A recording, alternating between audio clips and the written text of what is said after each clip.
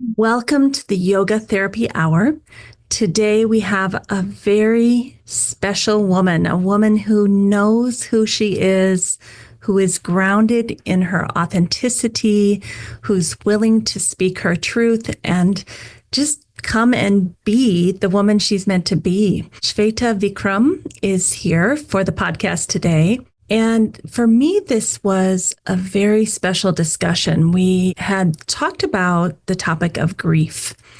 And grief is something that will come for each and every one of us multiple times in our life. And I think it's so important to prepare now for the losses that are inevitable and to start thinking about grief and think about how you can prepare yourself to be in the best possible shape to receive the loss that is probably going to come sooner or later. But even over and above this beautiful discussion about grief, a gift that I didn't expect today from Sweta is the love of our fathers. And we talk so much about our moms and what it feels like when our moms pass away and are no longer on the earth. But I've not heard that many people talk about what happens when your father is gone and that foundation of our lives, whether your father was present, not present, whether you had a good relationship with your father, no relationship with your father, or relationship with your father, there is still a shaping that happens because we have a father. Even the absence of or the longing for the father that we wanted and didn't have, it still shapes us. So I feel like this is a very sacred discussion about grief, about fathers. We're a little bit before Father's Day, but maybe this can be our reminder moving into early June to connect with those qualities that fathers sometimes give and sometimes the qualities that we wanted them to give to us and we didn't receive, but we can still cultivate those foundations within ourselves. All right, let's go meet our guest today. Welcome to the Yoga Therapy Hour. In 2025, we have decided that we want to turn this podcast over to the audience. Yes, you, the listener. We want you to come on. This is not going to be all about the experts and everyone who's ever written a book in yoga or yoga therapy or Ayurveda. We want to hear your story of healing. How did yoga therapy, or Ayurveda help you to heal yourself from the inside out?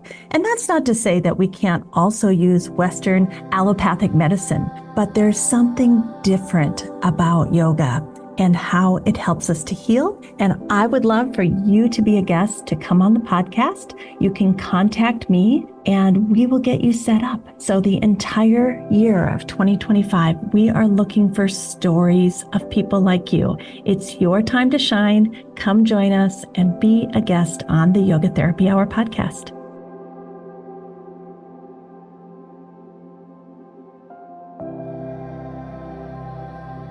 Welcome back, Sweta, to the Yoga Therapy Hour. We're so glad you're here a second time. Thank you for having me, Amy. As I was just saying to you, it's incredible the work that you do. And it really transforms lives for the people who work with you, but also people who read what you write, the work that you do, whether it's a social media post. I've been feeling that a lot. I was like, this just makes so much sense. I wish more people could do this.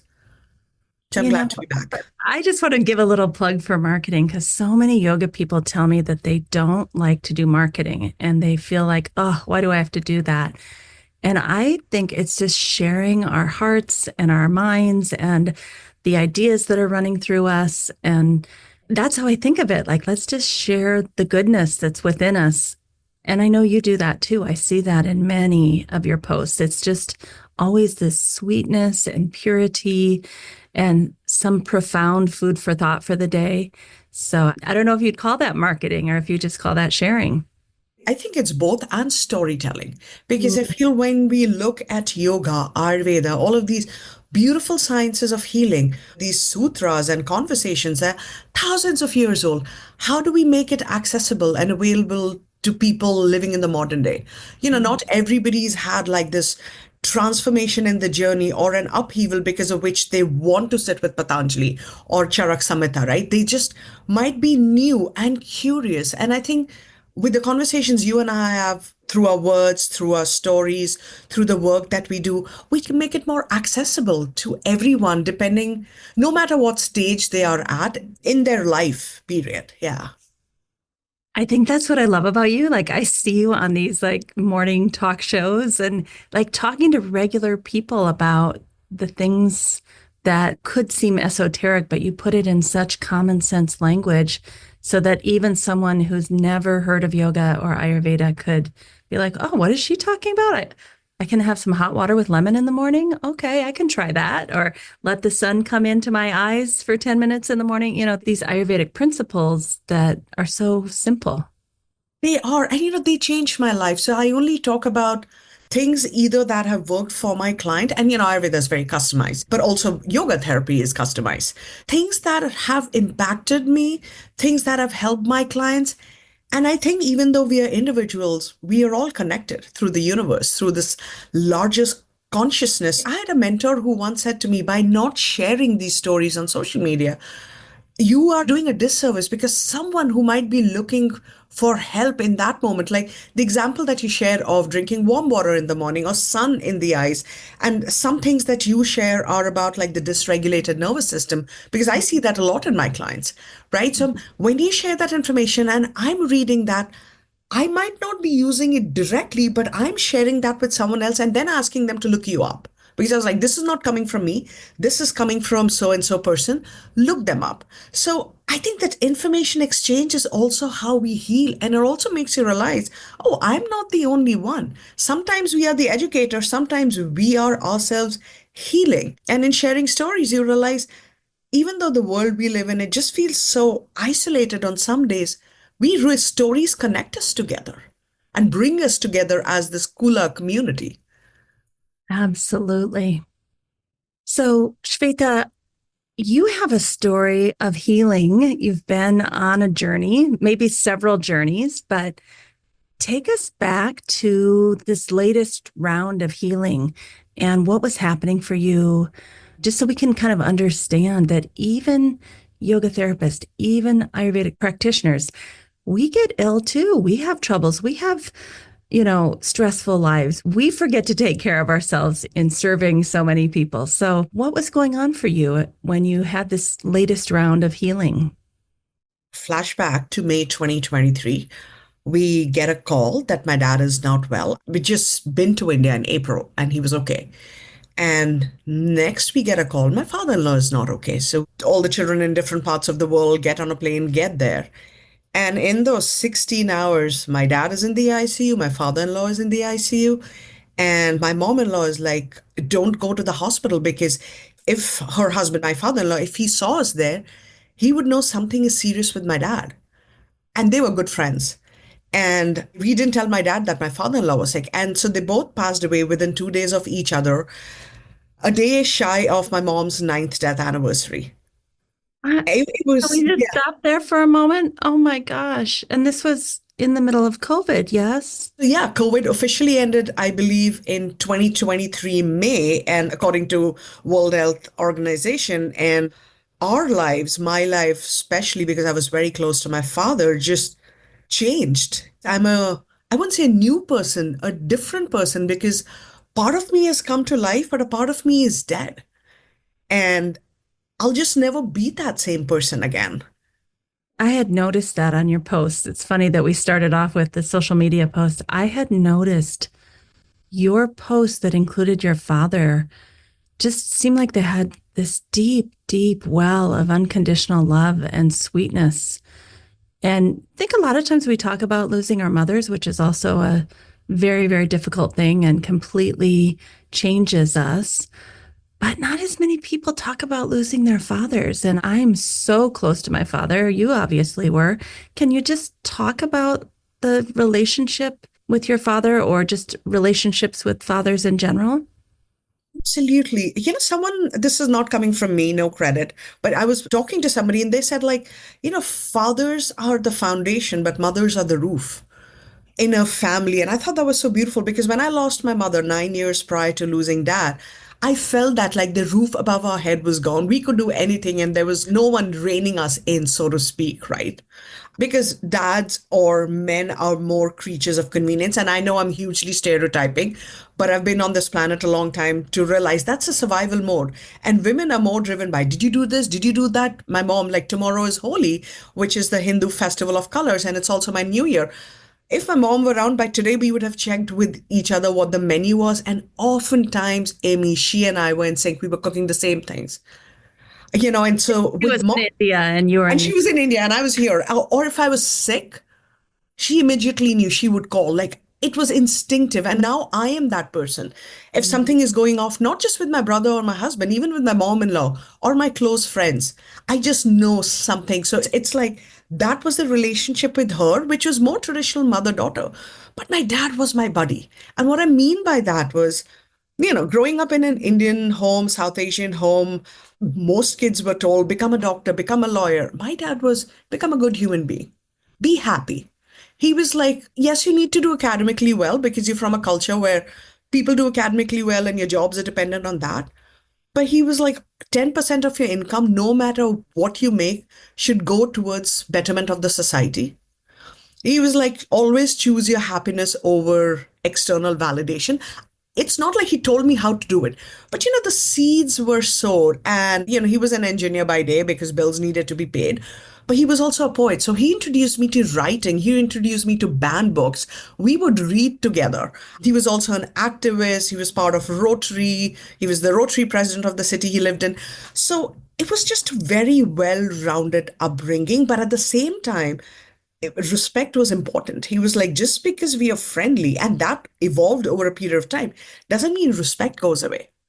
But at the same time, he was open to us, like, I don't like this thing about so and so. And I'm very logical. It's almost like very action steps oriented.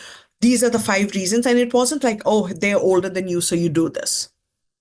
So if he saw the logic, he accepted. So I was raised to speak up, to speak out. And he would always tell me, he was like, my favorite quality about you is how you make the underserved feel. They light up around you, the helpers at home or the cleaners or whatever have you. And he was like, never let go of that because it's easy to appease or make people in the same level, emotionally, financially, education wise, happy because you're already aligned. But someone who has nothing in common with you, you put them at ease. So, these things that we talk about as we get older, what are our values?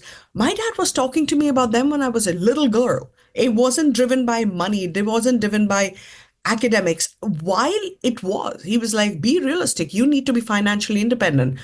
Getting a degree helps. And in fact, even when he was on his unexpected deathbed and I was 6 months away from becoming an Ayurvedic doctor, he kept telling my husband, by now my dad was hallucinating. He was like, you have to charter a flight so we can just go attend her graduation and be back. So even in his last moments, he was there for me because he knew I didn't want to go for my graduation. And my husband was like, you need to do this just for your dad and for your own healing. But for your dad, like he will be there in spirit. So that was, the journey. So in losing him, I realized I had lost, by now, adult orphan, I've lost my connection with India. And I was the type who's gone back to India twice a year. And during the pandemic, like when the world started to open up and I'd gotten vaccinated, I was going every few months. I had a day job and my boss was great. So I was able to work nights and spend the day with my dad. And then my dad was in Pune, my in-laws were in Mumbai. Then every 2, 3 days, take an Uber, go to Mumbai, spend time with my in-laws. Like I've always been very extroverted and socially connected. But in the last few years, I would tell everyone, I don't want to see anyone. All I want to do, I think my instincts were telling me, like, spend time with my dad when I was with him. And when I would go to Mumbai, just spend time with my in laws.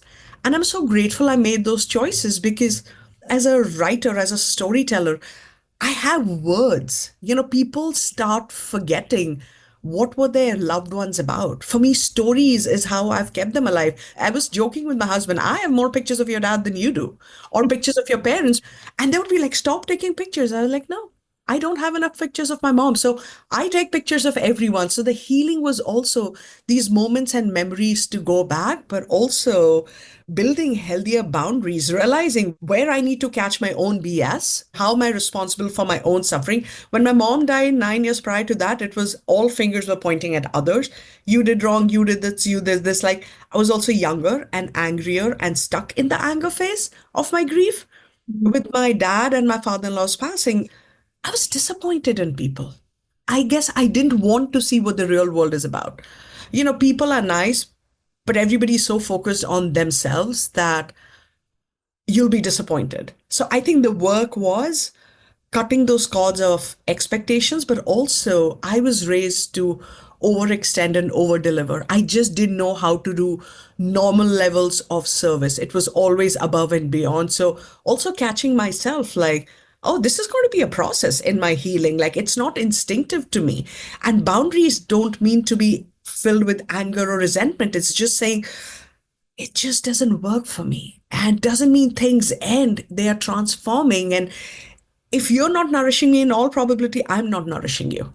Or if you are sucking me dry emotionally, I don't want to be available because I am depleted already. So I think just taking charge of my own healing versus leaving it to others to sustain me.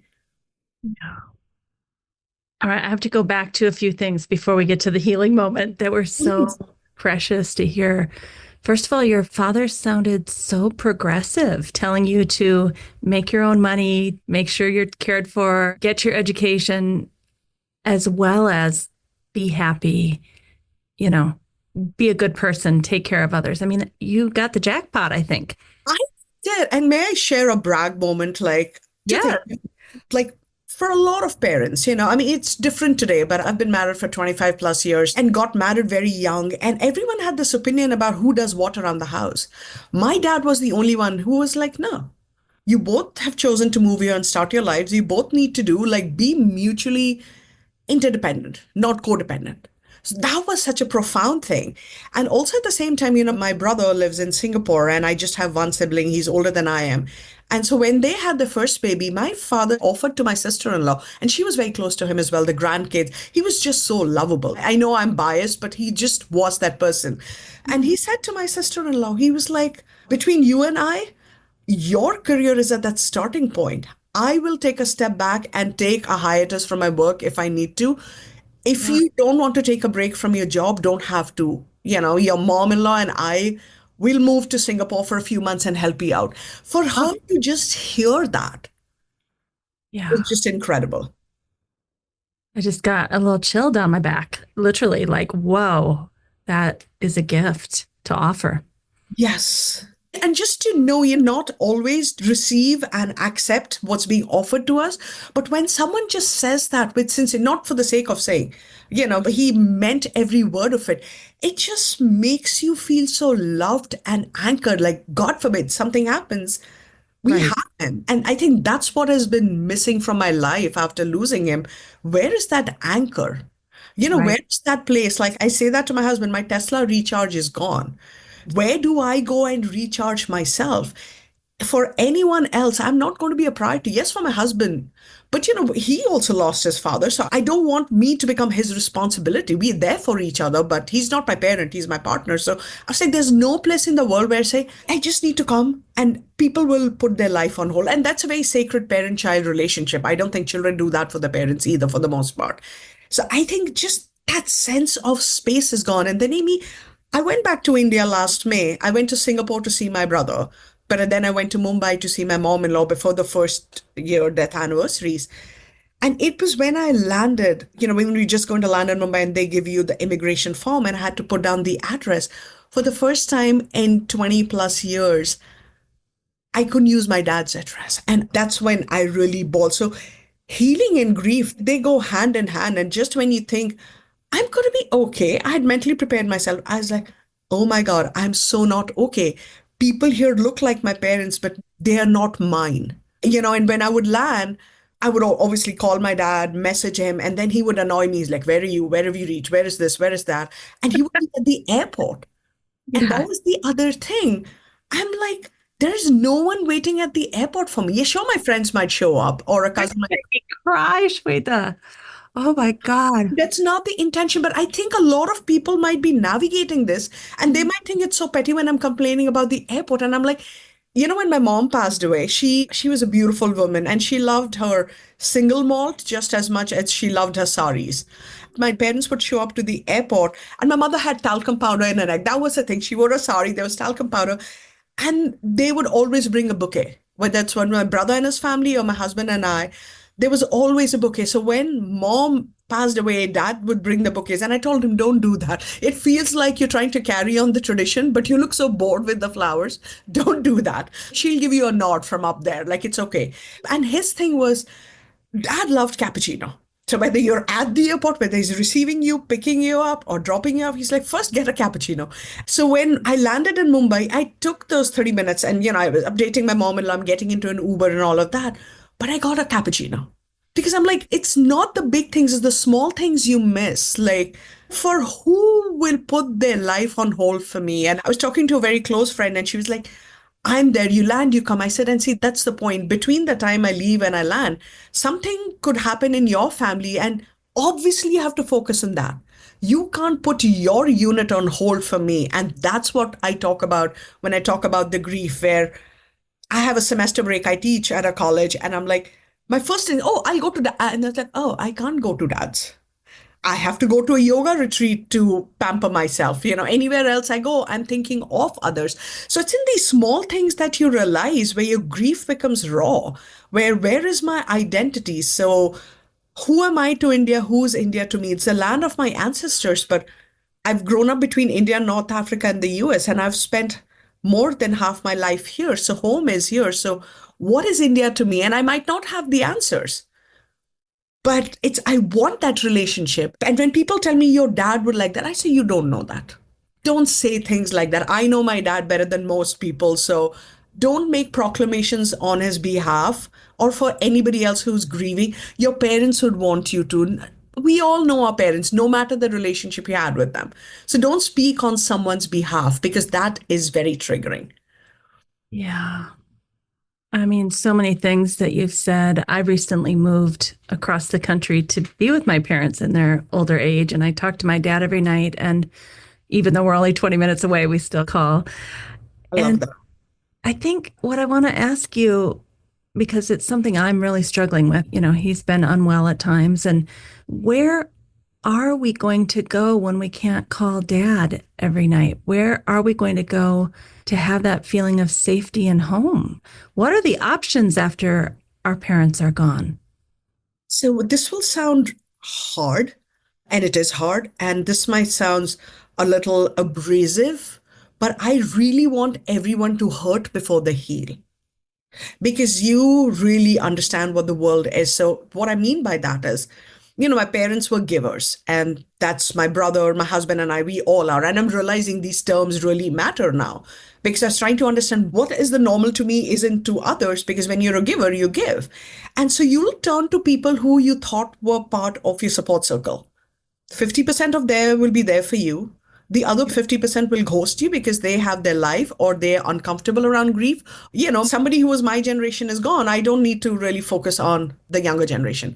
It's unfortunate. So you'll find your really like inner circle of people, and it doesn't come easily. There'll be anger, denial, disappointment. There's 5 stages.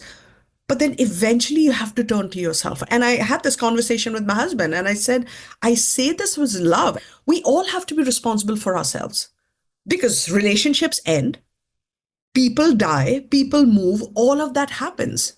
No one is prepared for a friendship or a marriage or a relationship to end. No one is prepared for, oh, we are going to lose this person to death or whatever have you. Or you might have lived in a place for X number of years. You didn't realize, oh, I'm going to move one day. There's grief and all of that. So ultimately, getting those practices in place, whatever that looks for a person on a given day, and just relying on yourself. It's great to have a community. Social connection is imperative for our mental well being, and America is going through a loneliness epidemic.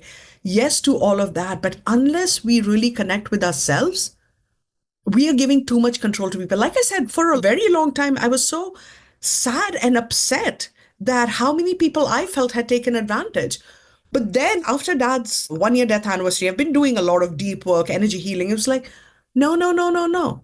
I need to take responsibility of what I've allowed in. So the layers go, and then you realize you'll never have a replacement. Don't even try to find one because people think they can substitute it with, sex or alcohol or drugs or food or something that is not really nourishing to them and might eventually hurt them. But it's finding those practices within. And somebody recently shared this word self-full, which has become my word of the year. It's not selfish because when you're filling yourself up with people, things, emotions, activities, foods, practices that nourish you, you fulfill yourself. So that's self full. For all of us, no matter how we get there, you have to get to that place of self fulfilling yourself and not looking at it as, oh, it's radically selfish. No, it's not. Because when you lose that anchor, the number of times I still pick up the phone. But when I found out, oh, this is my break from the college, my semester, the first thing was, oh, I'll go to dad's. I'll put my feet up. I don't have to think. And it may be 2 years, but my muscle memory on one hand knows he's gone, on the other hand, still wants that. So I'm like, no, then I need, whether it's a solo trip or going to a yoga retreat or doing a staycation, I don't know. I'm giving myself that freedom, but I'm not doing this with anyone. And it's because I need to take care of me. So it's also understanding what your person. There are people who will go out there and they'll just take, and that's a personality and that's their trauma. But then there are people like us who go out there and give, and that's also a trauma. It's a coping mechanism of overachieving, over delivering, overextending. So to recalibrate every now and then, finding on a daily basis, on a weekly basis, on a monthly basis, on a quarterly basis, finding those pockets to just reconnect with yourself. And sometimes when we fall sick, it's hard, but it's the best way to reconnect with yourself. Because for me, when I fall sick, I tell people it very lovingly, leave me alone. I just like to go into my shell, do my work, and do some deep thinking passively. It's not like now I'll meditate and think. No. And I think that's when we find. So that was such a long winded answer. But the whole point is let yourself hurt because that's when the gunk and the dark and the deep and the hurtful stuff comes up. You realize who's really in your corner, who's not. And you'll also realize sometimes people mean well, they just don't know how to show that. But sometimes people don't mean well and you have to let them go. Just because something is familiar doesn't mean it's healthy for you in the now. So just even coming to terms with, people you grew up with, of extended family members, or it could be siblings for someone, or a partner in a marriage. Just because it worked and you were aligned in one point doesn't mean it's always going to be that way. So be okay with that. And when we build those healthy boundaries that don't involve resentment or anger or bitterness, you look at everything as new beginnings and transformation as opposed to endings. So there's a shift in perspective, and only you can do that. But it starts with calling your own BS. At least for me, it was like me sitting with myself. Okay, how am I responsible for what parts of my suffering? Those people are doing, but they've done that. They've been that way the entire life. I chose to ignore it. My parents chose to ignore it. So, we enable bad behavior. We So do. it's also, right? So it's also taking responsibility for how we enabling bad behavior, bad habits, bad patterns within ourselves and other people as well. Yeah.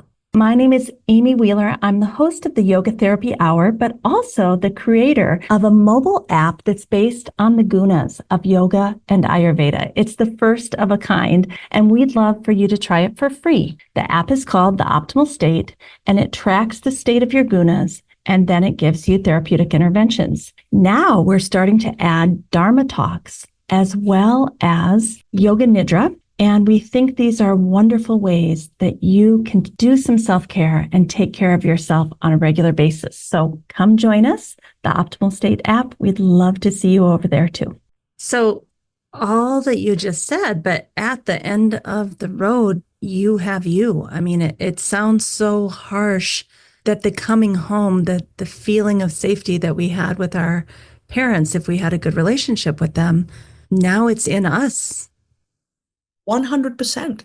And for people, if they didn't have a good relationship, that's a whole other level of complicated grief. And I just want to reiterate and remind people like well meaning people, but sometimes people don't realize silence is also a form of support or asking instead of giving advice. So there are people who've had, unfortunately, strained relationships. Doesn't mean they're not grieving. You're grieving what you couldn't have. There is no Hallmark movie or a card for estranged relationships. It's all for I miss my mom, I miss my dad. But what if you didn't? Actually, at one of my, because I give talks at grief, on grief at cemeteries and grief support groups. And someone said to me that he was glad when his mom passed away. He hated her. And he was surprised that I didn't judge him. I was like, hey, Ayurveda and yoga tell us there's only you telling me 30%, there's a 70% story that I don't need to know. But who am I to judge you? But it's also that grief must be so deeply embedded that after decades, that was the first thing that person said about, because in our society, we don't hold space for people who had estranged relationships and still might be grieving. There is a lot of like, oh, you're estranged, let's talk about it. But what about their grief? There is biology. We are physically born of our mothers. 9 months, maybe a different timeline for the preemies, we've lived in the womb. There's in utero trauma. There's in utero connection or lack thereof. We don't explore these things enough, and that impacts who we become. So when that person goes away and you never got that apology, or you didn't get to apologize, or the things are left unresolved, that grief is a heavier grief. It's a more tumultuous and dark grief. And just realizing, and people will say, oh, that was karma. That's not what that person wants to hear in that moment. Like you and I are talking about the a dad whom you love and a dad whom I loved, and someone doesn't get to do that. How can we tell them it's just karma? Karma exists, but in that moment, it's unfair to them. It's kind of a cruel thing to say. Yes, absolutely. How do you help people deal with the grief of not having had what you long for? Like a father like you and I have had, someone who their whole life has struggled with their father, or maybe had an absent father, or maybe their father didn't accept them for who they were, like, and then the father passes. How do we deal with that depth of heaviness and darkness and unresolved longing? I love that question because many, many, many years ago, I heard Tony Robbins say something. I was watching one of his talks, and he said when he was 13, his mom came at him with a knife. I can't remember if she had drug addiction or alcohol abuse going on, but there was something not healthy or normal by social standards, when you come at your child with a knife. But he said, and I truly believe in this, we are all put on this planet to do certain work, and we are given what we can handle, and there's a deeper purpose behind it. And someone who's grieving in a strange relationship will not be here, or will not be ready to hear this in the moment. But I always share this story. And Tony Robbins says in that talk that I wouldn't be here in front of you today had I not gone through what I did. Because this desire to help others. And so what I tell them is firstly to acknowledge the anger and the pain. And if they want to talk to a therapist, they should absolutely do that. But being stuck, this kapha, stagnation and dullness is the worst thing. So what are they doing to move forward? So I work with them with the yoga aspect, with Ayurveda, work on dosha balancing, diet, first figuring out what doshic imbalances do they have. Then also working with the mind. Are they stuck in tamas or rajas? Clearly sattva is in the case. So how do we bring them back? So from a holistic perspective, that's what we work on. But it's also something that I would tell high school students that I was giving a talk during the pandemic who were stuck at home and had been told constantly, like, feel grateful you have a roof over your head. Feel grateful that you can attend. And I would tell them, are you angry about not hanging out with your friends at McDonald's? They were like, yes. So I said, first get angry. Once you're allowed to be angry at a whole space for the injustice, whether it's an estranged parent or when we were stuck at home during the pandemic, when you accept and you hold space for your own feelings, you don't have to take on the pressure of what others are telling you. That's when you can actually start to move on. Okay, I accept this is a messed up situation. I deserve better. But this has happened. What can I do? So they come to me when they're ready also to take action, or I tell them, come to me when you're ready to work with me. Even remotely, since there's self harm, like I always recommend talking to a therapist, but it's through yoga. That chi, that energy, that prana needs to move, that tamas needs to be replaced with sattva, that rajas needs that influence of sattva. All of that in combination is good. So showing them the other side to it. We've been taught, Amy, in the world that we live in to address and talk about all emotions but anger. But anger is also a healthy emotion.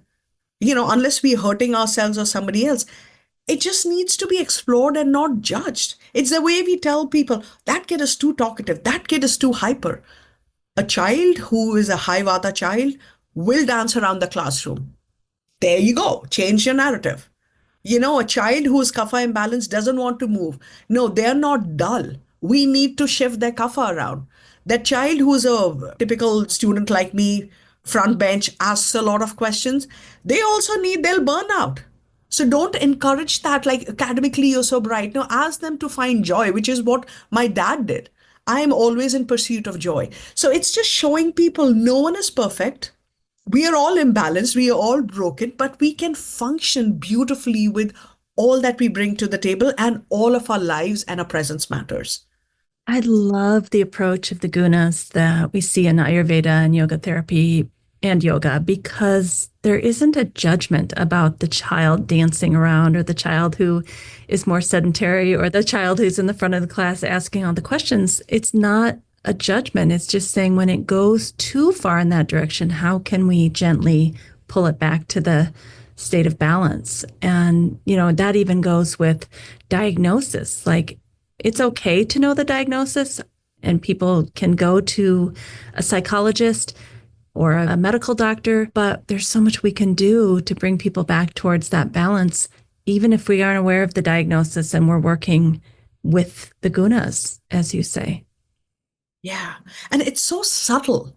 Yeah. I had a psychiatrist who worked with me for her grief healing journey. Then I was like, this must be so different to you compared to how you do it. And she was like, I never realized like diet could play such an important role. I was like, it's not just that in that moment of grief, and I'll talk about death because, it's dark and it just hits you. And I think we go into a sympathetic nervous system, and it's like your digestion goes kaput, your sleep goes kaput because we are in that flight, fight, or freeze mode. This constant judgment of, oh, that one is such a doer, took charge of everything. That one's mind won't shut. That one just sat in a corner. It's the gunas. It's just the gunas. And there's such a compassionate approach in Ayurveda, yoga, and yoga therapy.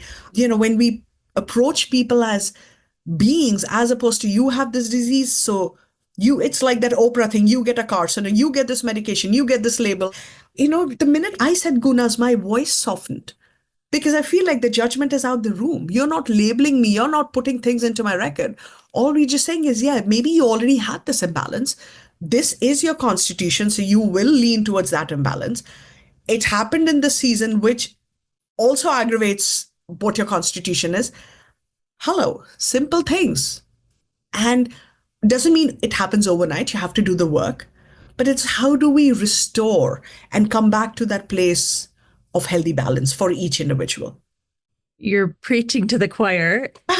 And every single interview, I try to ask a really hard question. And you're a wise woman, so we'll see if you have any wisdom.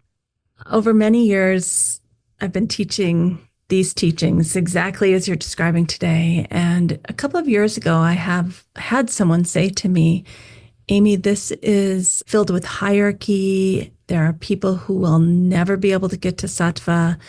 What you're saying is impossible for some people to come into balance. And it's only the privileged that even have this opportunity to think about these things.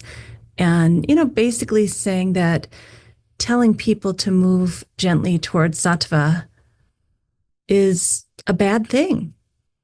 Do you have any words of wisdom? Because they were saying, basically that's not available to a lot of people. How dare you say this from your privileged life? Oh, wow. Okay, so an example that is, It's a yeah, hard one, isn't it? it is a hard one, but I think first thing starts with accepting where you are, not being angry about where you can't be. you are exactly where you're meant to be. So I'll give you an example. In India, you don't have to be a Rockefeller to have a chauffeur and helper and things like that, right? So my family, our chauffeur, very sweet guys, like at least till dad was around and absolutely like family. And my parents would take care of his children's education and things like that. And that's how the society there works. And he said to me, so Didi is older sister, even though he's older than me, but out of respect, he can't address me by my name. So he's like, Didi, tell me, how do I take this tummy in? To him, that would be sattva. And what I said to him was, stop saying yes to food every time someone offers you. So he's like, culturally, I said to him, I understand within the culture, it's rude to say no, but you can pack that up for your kids. I said, when I'm taking a box of mithai or samosas to a relative's place, I always buy for you because you're with me and I can't not share food. Even if I'm not eating, if I'm buying for someone else, I will buy for you. You can take that with gratitude, but your kids are 7. They can eat a samosa and some desserts every day. You can't. So that was sattva in the moment. Sattva doesn't mean being in a cave and meditating 8 hours a day. Sattva is just a little bit of growth for your own better well being and just accepting, in this case, if he's healthy, he's going to be around for his wife and his family for a longer time. So, sattva could be how you want to see it. And he said, I'm going to try do that. I said, won't also be easy. So also accept, like, you can't just wake up one day. People don't, for the most part, wake up one day and say, I'll quit sugar, I'll quit alcohol. Sometimes there's steps involved. And there might be days where you're like, oh no, today I want that samosa that Didi offered. And that's okay too. All of that is taking you towards sattva. So I think it's also shifting your understanding and definition of sattva. I think we all have access to it. Where we are, it's important to just accept I am here where I am and I can go on to the other things, but not to be so hard and regimented about or rigid about what the definition of sattva means. I love that. Just a tiny little krama. Yeah. So, Shweta, tell us about where you are now with respect to you've gone through this process of grieving with your father-in-law and your father. How are you feeling these days? And is your practice and your daily habits supporting you? Can you tell us a little bit about that? Absolutely. And I'll be fully transparent. I was feeling like meh up until last week because I'm in New York. It's been very cold. I felt sick. That was part of the grief that came up around my birthday. But it's also kapha season. Everything feels congested. And so, like I said, I'm a very action oriented person. So I reflected when I felt sick, what needs to go, what needs to stay, where do I need help, what can I do on my own, where do I need to invest, why do I need to scale back, because resources don't change overnight. So I feel good today because I changed things in my life. I made that effort. I've been doing a lot of energy work to move things around, but also being very intentional about who do I spend time with. Because Kafa, this season doesn't have that lightness of spring or summer. So it's very easy to get bogged down by other people's stories and their trauma. And the work that I do, that's my personal and professional, sometimes become blurry. So I wasn't feeling that great. And what I mean by that is like most people on the East Coast or anyone who's struggling with bad weather just felt very like stagnated, constantly at home, cold, things running through my bones. But it's different now. And it's not because it's suddenly gotten warmer in New York. It's because I've taken that actionable step. So it's just a reminder for everyone, your today, where you are, isn't going to be a tomorrow. So nothing in life is forever. So through your good days, celebrate, stay humble. Through your difficult days, no, it's not a constant. It'll go away, but you have to do the work. While I understood I was feeling a little bit in the funk, like I don't like this weather, I can't change the weather. What I can do is how do I change how I go about my day? How many more people? So if I was talking to 2 people, how many more people do I need to talk to? How many more coffee chats do I need to have with a friend? How many more intimate conversations I need to have with whether it's my husband, my sibling, or whatever have you? And so just owning what you need. And just because you needed less yesterday doesn't mean it's something bad or that you're weak, that you need more today. I know once the days are longer, the weather is warmer, we all have like that energy in us. Most of us do, right? And maybe spring and summer are seasons where some people are like, this is too happy for me, I can't handle it. And that's okay too. And so people who have depression, and I've worked with clients, they're like, this season is easier for them because everyone is feeling low. When people are feeling happy, they're triggered. So just own what you feel. Always prioritize your mental and emotional well being along with your physical health and know that things are transient and it's okay to ask for help. For me, Amy, I really needed energy to move around. So I changed my yoga practice, I changed my weight training, I worked with the Reiki healer because I was like, I can't do everything on my own. And I don't need to be my own coach and doctor. So right now, knock on wood, I feel good because I've been doing the work. Yeah.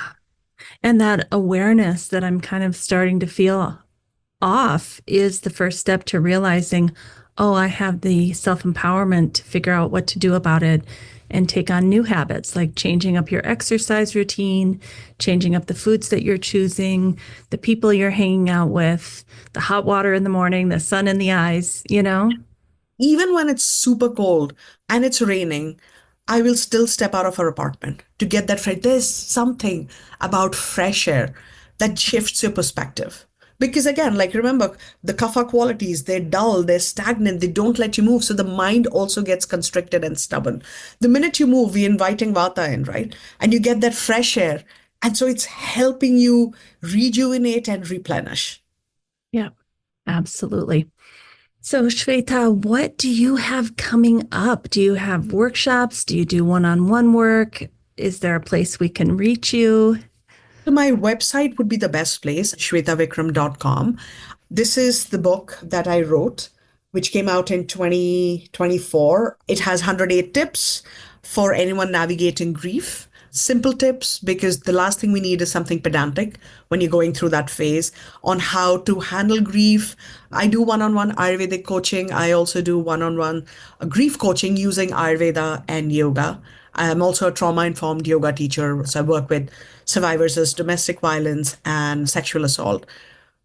So, yeah, just if you go to my website, all the details are on there.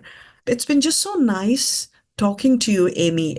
It's like, talking to a friend where there's somebody's holding space. There's no judgment. And it's like, yeah, we get it.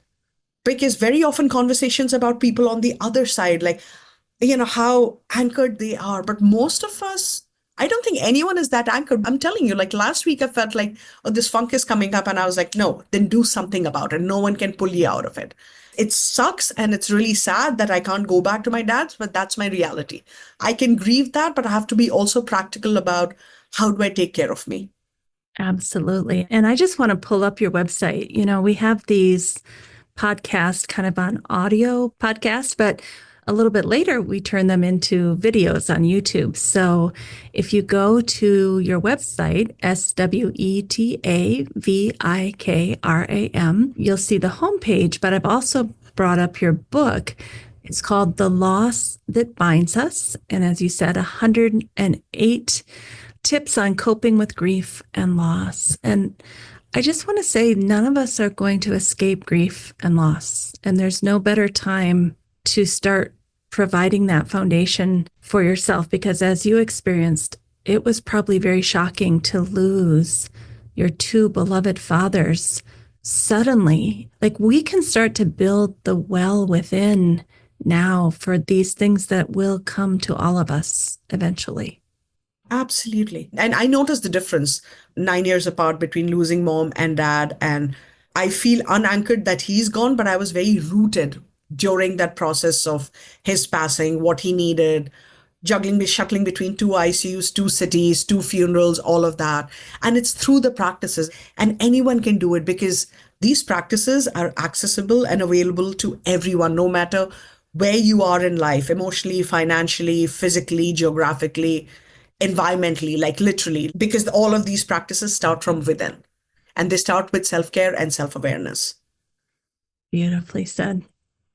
Well, thank you for being here with us today. And I look forward to having you on a third time with your next book. I mean, you have like over 15 books that you've written, yes? Thank you so much. I last week signed the contract for my 15th book, and it's a book on Ayurveda for stress management and anxiety relief. So I'm very excited about that. When just the world we live in, stress and anxiety are both at their peak, and there are holistic solutions that can help people, empower themselves.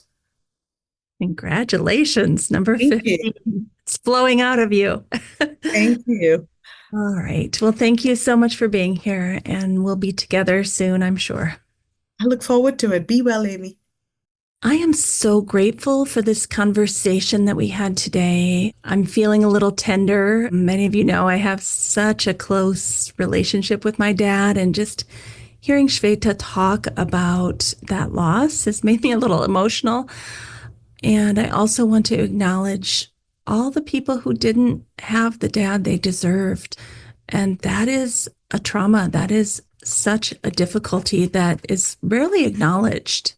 I think all of us have different areas of our lives that we didn't actually receive what we needed. And I want to encourage us to do exactly what Shweta said, which is to cultivate those qualities in your life for yourself, to find other ways to meet those needs. It's very sad that it didn't happen originally, but we still can work to do that self-care and that self-fulfillment. It will never be the same, but it doesn't mean we can't bring those qualities into our lives through other people, through activities, through prayer, through connection to something higher than ourselves.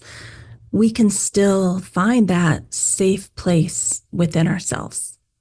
Thank you, everyone, for listening. And it's always such a pleasure to produce this podcast with our team and share these amazing guests with you.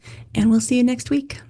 Thank you for listening to the Yoga Therapy Hour. We are really, really blessed to have you all as listeners. We can feel the energy coming back, the gratitude, and we want you to know how much we appreciate you out there in the audience. Every little bit of goodness that we share with you from our guests goes into your ears, down into your heart. I am hopeful that it radiates out into the world. That is the goal. So thank you for being our dependable and reliable listeners. You have no idea how much we appreciate seeing those downloads every single week.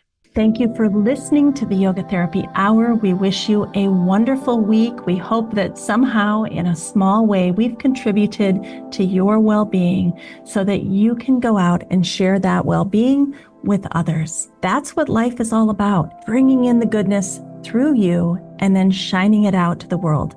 We need you more than ever. So let's all get out there, do good, be good, and have a great week.